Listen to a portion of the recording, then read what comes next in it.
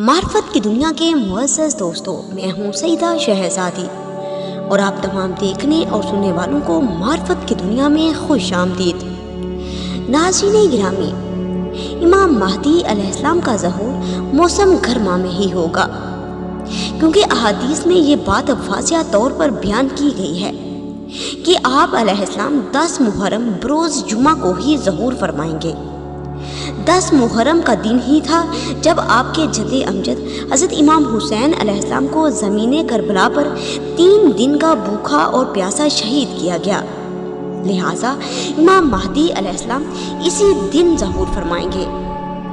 اگر ہم دیسی مہینوں کا حساب رکھیں تو تب جب حضرت امام مہدی علیہ السلام ظہور فرمائیں گے تب 18 جیٹھ کی تاریخ ہوگی۔ بعض لوگوں کے شاید علم میں یہ بات نہ ہو کہ 18 جیٹھ کو کیا ہوا تھا۔ ناظرین گرامی، 18 جیٹھ کے روز ہی کربلا میں 10 محرم تھی، اور چونکہ امام مہدی علیہ السلام روز عاشوراء ظہور فرمائیں گے تو تب 18 جیٹھ 10 محرم اور بروز جمعہ ہوگا۔